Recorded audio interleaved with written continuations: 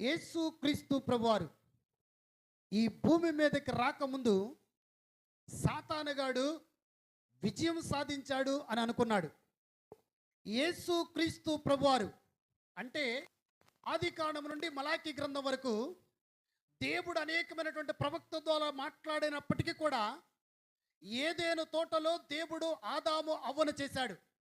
ఆదాము అవ్వను చేసినటువంటి దేవుడు వాళ్ళిద్దరూ ఒక మాట చెప్పాడు, మీరు ఈ ఏదేను తోటలో మంచిగా మంచిగా జీవించండి, ఏ లోటు ఉండదు, ఏ కొదువ ఉండదు, నేను మీకు తోడుగా ఉంటానని చెప్పినటువంటి దేవుడు ఆదామును చేశాడు, తర్వాత అవ్వను చేశాడు.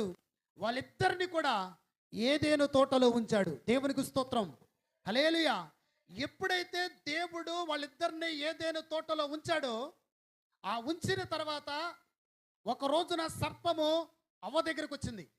అవ్వ దగ్గరికి వచ్చి, మీరిద్దరూ ఇలా ఉండకూడదు, మీరిద్దరూ మంచిగా జీవించకూడదు, మీరిద్దరూ చక్కగా ఉండకూడదు, మీరిద్దరూ సంతోషంగా ఉండకూడదు, దీనికంటే ఇంకొక ప్రాముఖ్యమైనటువంటి జీవితం మీకుంది, దీనికంటే శ్రేష్టమైనటువంటి జీవితం మీకుందని సర్పము ఎప్పుడైతే అవ్వతో చెప్పిందో, అవ్వ ఒక మాట కూడా మాట్లాడకుండా సర్పము చేయమన్న పని చేసింది.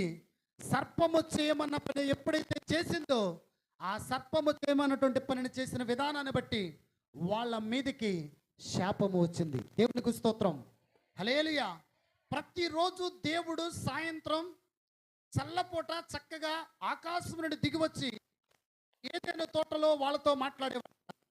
ఆ మాట్లాడుతున్న సమయంలో ఎప్పుడు కూడా దేవుడు ఎప్పుడైతే ఏదైనా తోటలోకి దిగేవాడో, వీళ్ళిద్దరూ కలిసి దేవుని దగ్గరికి వెళ్ళి కొన్ని విషయాలు మాట్లాడి ఆయనతో సమయం గడిపి ఆయనలో ఉండి మళ్ళీ ఆయన దగ్గర నుండి ఏదైనా తోటలో ఉండేవాళ్ళు, మళ్ళీ దేవుడు ఆకాశమునకు వెళ్ళిపోయేవాళ్ళు. దేవునికి స్తోత్రం, హల్లెలూయా, హల్లెలూయా.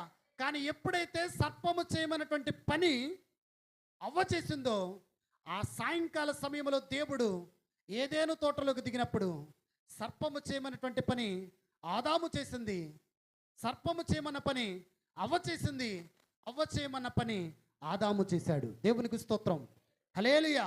సాయంకాల సమయంలో దేవుడు ఏదైనా తోటలోకి దిగి వచ్చాడు. ఏదైనా తోటలో దిగి వచ్చిన తర్వాత వీళ్ళిద్దరిని పిలిచాడు. వీళ్ళిద్దరూ కూడా అప్పటి వరకు దిగంబరులుగా ఉన్నారు. ఎప్పుడైతే సర్పము వాళ్ళతో పాపం చేయించిందో, వాళ్ళు చెట్ల ఆకులు కప్పుకొని దేవుని దగ్గరికి వచ్చి ఒక మాట చెప్పాడు ఆదాము. ఏమన్నాడు తెలుసా? నేను నీ ముందు నిలబడటానికి అర్హుడను కాను. గట్టిగా చప్పట్లు కొడుతూ దేవుని నామాన్ని గణపరచు. హల్లెలూయా, హల్లెలూయా. ఏమన్నాడు? నేను నీ ముందు నిలబడటానికి అర్హుడను కాను. కానీ ఒక మాట, అప్పటి వరకు ఆదాము దేవునితో గడిపాడు. అప్పటి వరకు ఆదాము ప్రతిరోజు సాయంత్రం దేవునితో మాట్లాడాడు. అప్పటి వరకు ఆదాము ప్రతిరోజు సాయంత్రం ఆదాము ఏ విధంగా అయితే మాట్లాడేవాడు, అవ్వ కూడా మాట్లాడింది. వీళ్ళిద్దరూ దేవునితో మాట్లాడారు. కానీ ఒక రోజు వచ్చింది, నేను నీ ముందు నిలబడటానికి అర్హుడను కాను అని ఎప్పుడైతే ఆదాము దేవునితో చెప్పాడో, దేవుడు అన్న మాట ఏంటి తెలుసా? ఎందుకు నా ముందు నిలబడటానికి భయపడుతున్నావు? దేవునికి స్తోత్రం, హల్లెలూయా.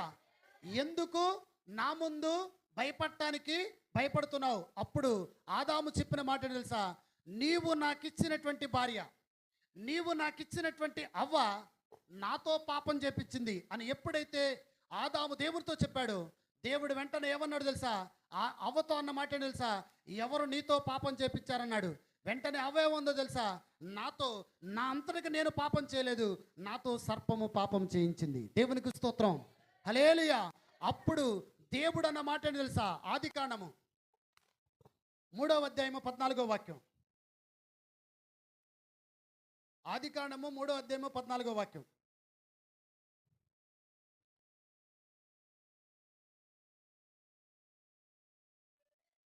అందుకు దేవుడైన యెహోవా సర్పముతో, నీవు దీనిని చేసినందున పశువులన్నిటిలోనూ భూజంతువులన్నిటిలోనూ నీవు శపింపబడిన దానవై నీ కడుపుతో ప్రాకుచు నీవు బ్రతుకు దినములన్నీయు మన్ను తిందువు. ఏం తిందువు? చికెన్ తిందువు. దేవునికి స్తోత్రం. హల్లెలూయా. తిందువు. తర్వాత మరియు నీకును స్త్రీకిని నీ సంతానమునకును ఆమె సంతానమునకును వైరము కలుగు చేసేదనను. అది నిన్ను తల మీద కొట్టును, నీవు దానిని మడిమ మీద కొట్టుదునని చెప్పెను. దేవునికి స్తోత్రం. హల్లెలూయా, హల్లెలూయా. ఎంతో ఇష్టముగా ప్రేమించినటువంటి ఆదాము చేత పాపము చేయించినటువంటి అవ్వ చేత పాపము చేయించినటువంటి సర్పముతో వెంటనే దేవుడు వెనక ముందు చూడకుండా ఎందుకు శపించాడు తెలుసా? దేవుని బిడ్డల జోలికి ఎవరైనా వస్తే, దేవుని బిడ్డలను పాడు చేయాలని చూస్తే, దేవుని బిడ్డలను నాశనం చేయాలని చూస్తే, దేవుని బిడ్డల జోలికి వస్తే ఖచ్చితంగా నా దేవుడు శపించి తీరతాడు. గట్టిగా చప్పలు కొడుతూ దేవుని నామాన్ని గర్పడతాం. హల్లెలూయా, హల్లెలూయా. ఏమన్నాడు తెలుసా? పశువులన్నిటిలోను ప్రాకు జంతువులన్నిటిలోను నీవు, దేవునికి స్తోత్రం, నీవు ఏమన్నాడు అక్కడ?